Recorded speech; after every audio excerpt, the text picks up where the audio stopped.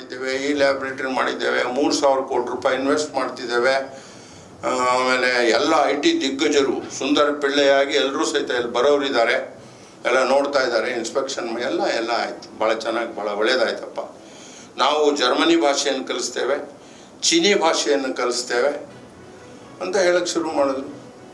ನಾನು ಕೇಳಿದೆ, ಅಲ್ಲಪ್ಪ ಇವ್ರಿಗೆಲ್ಲ ಜರ್ಮನಿನಲ್ಲಿ ಕೆಲಸ ಸಿಗ್ತದಾ, ಇವ್ರಿಗೆಲ್ಲ ಚೈನಾ ದೇಶದಲ್ಲಿ ಕೆಲಸ ಸಿಗ್ತದೆ ಅಂದ್ಕೊಂಡಿದ್ದೀನಿ ನೀನು. ಕರ್ನಾಟಕ ಸಂಭ್ರಮ ಇವತ್ತು ಅಂತೇಳಿ ಒಂದು ಭಾಳ ಒಳ್ಳೆಯ ಕೆಲಸವನ್ನು ನಮ್ಮ ನಂಜುಂಡಸ್ವಾಮಿಯವರು ಮಾಡ್ತಾ ಇದ್ದಾರೆ. ಬಹುಶಃ ಕನ್ನಡದ ಬಗ್ಗೆ ನಾವು ಎಷ್ಟು ಮಾತನಾಡಿದ್ರೂ ಕಡಿಮೆ, ಮತ್ತು ಸಾಹಿತಿಯನ್ನು ನಾವು ಎಷ್ಟು ವಿಶ್ಲೇಷಣೆ ಮಾಡಿದ್ರೂ ಕಡಿಮೆ. ಹಾಗಾಗಿ ಒಂದು ಬುಕ್ಕನ್ನು ಈಗ ಸಂಸ್ಮರಣ ಗ್ರಂಥ ಅಂತೇಳಿ ಬಿಡುಗಡೆಯನ್ನು ಮಾಡಿಸಿದ್ದಾರೆ. ಬಹುಶಃ ಅದನ್ನು ಒಳಗಡೆ ನಾವೇನು ನೋಡಲಿಕ್ಕಾಗಿಲ್ಲ, ಇಲ್ಲಿ ಬಂದು ಬಿಡುಗಡೆ ಮಾಡಿದ್ರು ಹಿಂಗೆ ಹಿಡ್ಕೊಂಡಿದ್ದೀವಿ ಅಷ್ಟೇ. ಹಾಗಾಗಿ ನಾನು ಪುಸ್ತಕದೊಳಗಡೆ ಏನಿದೆ ಅಂತೇಳಿ ನಾನು ಹೇಳಲಿಕ್ಕಾಗಲ್ಲ ಈಗ. ಹಾಗಾಗಿ ಒಟ್ಟು ಕಾರ್ಯಕ್ರಮ ಅಂತೂ ಭಾಳ ಒಳ್ಳೆಯ ಕಾರ್ಯಕ್ರಮ.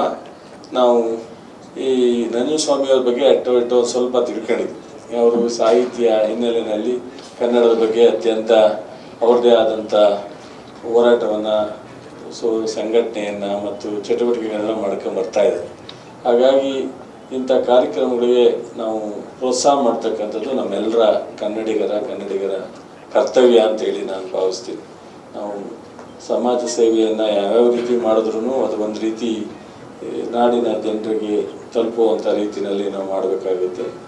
ನಾವು ಹಾಗಾಗಿ ಈ ಒಂದು ಕಾರ್ಯಕ್ರಮದಲ್ಲಿ ಇದೊಂದು ನಮ್ಮ ಸಾಹಿತಿಗಳಾದಂಥ ನಮ್ಮ ಮಾಲ್ಗತ್ತಿಯವರಿದ್ದಾರೆ, ಅವರು ಮಾತನಾಡಬೇಕಾದ್ರೆ ಸಾಕಷ್ಟು ವಿಚಾರವನ್ನು ವಿಶ್ಲೇಷಣೆ ಮಾಡಿ ಹೇಳ್ತಾರೆ. ಸಿಂಧಿಯವರು ಬಹುಶಃ ಈ ಎಲ್ಲ ವಿಚಾರವನ್ನು ಭಾಳ ಚೆನ್ನಾಗಿ ಸುದೀರ್ಘ ಸ್ವತಂತ್ರ ಹೋರಾಟದಲ್ಲಿ ಅವರು ಜೈಲಲ್ಲಿ ಬಂದರು.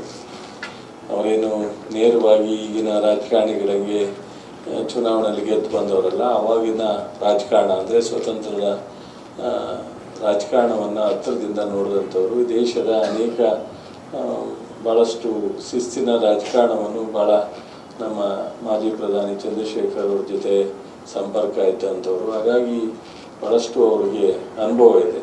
ಹಾಗಾಗಿ ಅವರು ಮಾತನಾಡ್ತಾರೆ. ನಾನು ಹೆಚ್ಚು ಇದ್ರ ಬಗ್ಗೆ ವಿಶ್ಲೇಷಣೆ ಮಾಡಲಿಕ್ಕೆ ಹೋದರೆ ಒಂದು 10 ನಿಮಿಷ ಮಾತಾಡಬೇಕಾಗ್ತದೆ. ಮಧ್ಯದಲ್ಲಿ ನಾನು 1-2 ಮಾತಾಡ್ಬಿಡ್ಲಿಕ್ಕಾಗಲ್ಲ. ಟೋಟಲಿ ಈ ಸಮಾರಂಭಕ್ಕೆ ಅಟೆಂಡ್ ಮಾಡೋದೇ ನನಗೆ ಅತ್ಯಂತ ಸಂತೋಷ. ನನಗೆ ನಂಜುಂಡಸ್ವಾಮಿಯವ್ರ ಕಾರ್ಯಕ್ರಮ ಅಂದ ತಕ್ಷಣ ನಮ್ಮ ತಿಪ್ಪೇಸ್ವಾಮಿ ಅಂತೇಳಿ ಹೇಳಿದರು.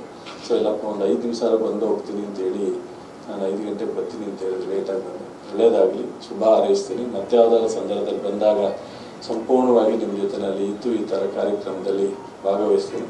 ದಯಮಾಡಿ ಯಾರು ತಪ್ಪಾಗಿ ಭಾವಿಸೋದು ಬೇಡ ಅಂತೇಳಿ ನಾನು ವಿಶ್ ಮಾಡಿ ನನ್ನ ಮಾತನ್ನು ಮುಗಿಸ್ತೀನಿ.